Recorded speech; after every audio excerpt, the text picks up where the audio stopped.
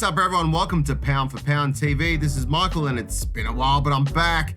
When it comes to women's boxing, it really doesn't get much bigger than what's about to go down Saturday the 30th of April at the historic and iconic Madison Square Garden, New York. The venue that hosted such bouts like Marciano versus Lewis, Ali versus Frazier, Hopkins versus Trinidad, Calzaghe versus Jones Jr. will now host maybe the biggest fight in female pugilism when Katie Taylor defends her WBC, WBA, IBF, WBO, and Ring Magazine lightweight titles against the tough, dangerous, and #1 ranked featherweight and champion Amanda Serrano. To say that Katie Bray Bomber Taylor had a rough night at the office in her last bout is an understatement. The 35-year-old was pushed near her limit by Firuza Sharapova, despite winning by unanimous decision. The tenacious and canny Sharapova made it an unpleasant and uncomfortable experience fighting her, and Taylor no doubt can expect the same thing from Serrano when they meet. Taylor's experience in the amateurs is long and extensive, and now she's entering her 21st professional bout against an experienced pro fighter. But Taylor's time in the ring has not only helped her against seasoned veterans before, like Delphine Persoon twice, or Cindy Checkmate Serrano, Amanda Serrano's sister, but her confidence and ability, which has been refined over time and through the ranks, has seen her dominate over crafty and talented boxers like Jessica McCaskill and the aforementioned Sharapova. If I'm not mistaken, Taylor has to date 12 successful defenses of the various major belts, but as undisputed and unified champ, this will be her 6th defense of all the belts.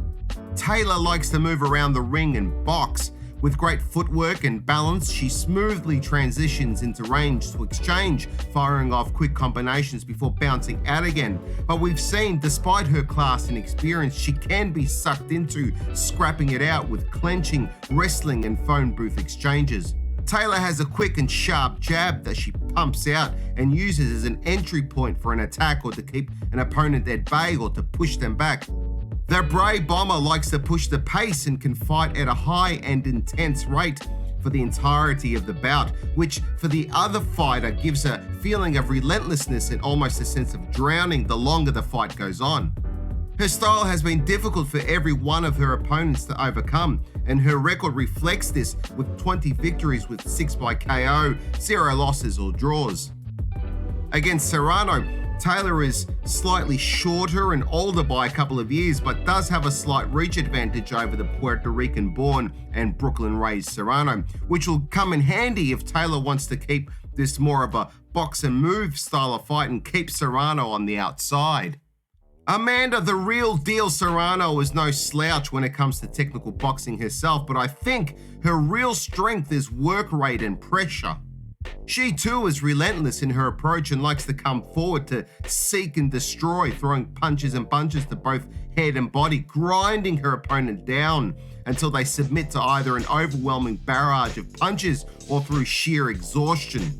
Serrano possesses some heavy hands too and has taken more than a few of her opponents out before the halfway mark. Oh, damn! Ah! With a record of 42 victories with 30 by way of knockout, it's obvious that Serrano carries some pop and knows how to win by battering anyone standing in front of her. But she hasn't always had it her own way, and to date has 1 loss and 1 draw. In her loss to Frida Wahlberg back in 2012, we saw that bullying and pressure doesn't always work if the opponent is durable, a good counterpuncher, and knows how to push back and apply pressure in return. Serrano can fend off her opponent when on the back foot and can also counter, but if there's another element or quality that has been integral to Serrano's success thus far, is that she is also durable and can take some punishment. She's happy to take a few shots in order to dish it out, and she has faced some opponents with decent power, although you have to go back a few years in her career to find them, as the last few bouts have not exactly been against big hitters. Taylor is another one not known for her power, but more for her accumulation punching, so I can't really see Taylor taking Serrano out with a KO. I've heard a few boxing pundits talk about both fighters being somewhere around their peak, and you can argue that Taylor is probably right there now and Serrano just coming off her peak by a smidgen, but to me they both look really good and both have been active. Serrano is a couple of years younger than Taylor and both finished 2021 off with 3 fights and 3 victories, with both experiencing tough challenges. Serrano is already a champion and has held titles in 7 divisions.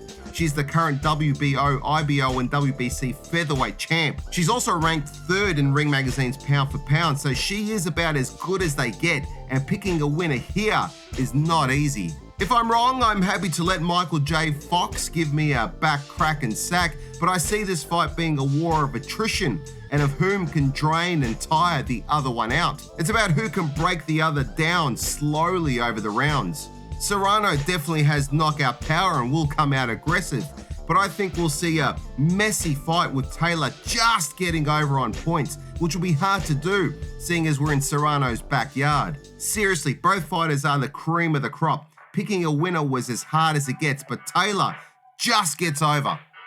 Before we hear from the experts, a reminder to please jab that like, share, subscribe, and notification bell.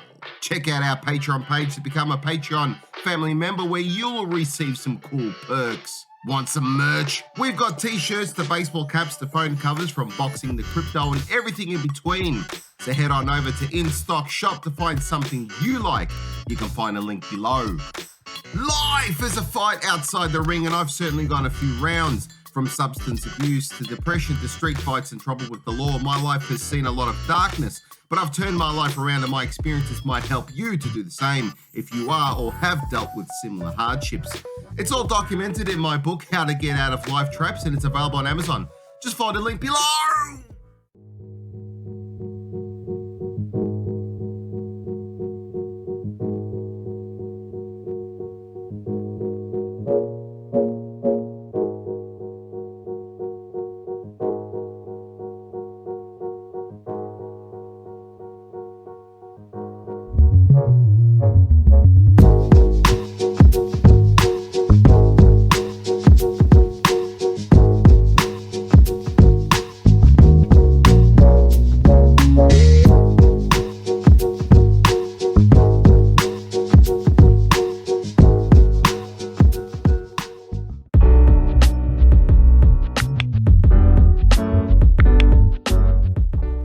Looking for an opportunity to make money? That cryptocurrency is so hot right now.